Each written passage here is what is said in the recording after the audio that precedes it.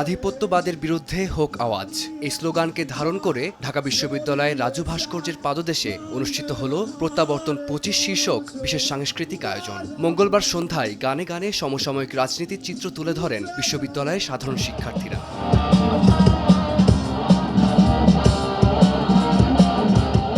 বিএনপির ভারপ্রাপ্ত চেয়ারম্যান তারেক রহমানের স্বদেশ প্রত্যাবর্তনকে কেন্দ্র করে আয়োজিত অনুষ্ঠানে শিল্পীরা তাদের পরিবেশনার মাধ্যমে দেশের সাম্প্রতিক অস্থিতিশীলতার বিরুদ্ধে অনমনীয় অবস্থানের কথা জানান দেন। তারেক রহমান স্যার দেশে ফিরছেন, বাংলাদেশের মধ্যে যারা আধিপত্যবাদ বিস্তার করতে যায় তিনি তাদের জন্য একটা হুমকি স্বরূপ। তিনি যেহেতু দেশে আসছেন ২৫ তারিখ এবং ২৫ সাল, তার সম্মানার্থে আমরা এই নামটি প্রত্যাবর্তন ২৫ দিয়েছি। তারেক রহমান আসবে, অবশ্যই উনি দেশের ভালোর জন্য আসবে, এই স্বৈরাচার মুক্ত দেশ গড়ার জন্য উনি আসবে। উনি গত ১৭-১৮ বছর দেশে আসতে পারে নাই।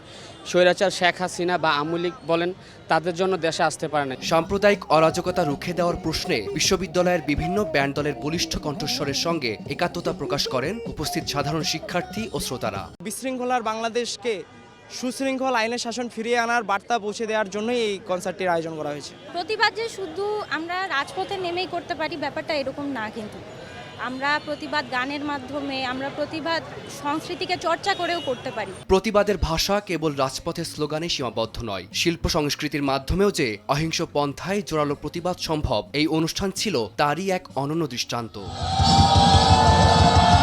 ফারদিন মাঝহার, সময় সংবাদ, ঢাকা।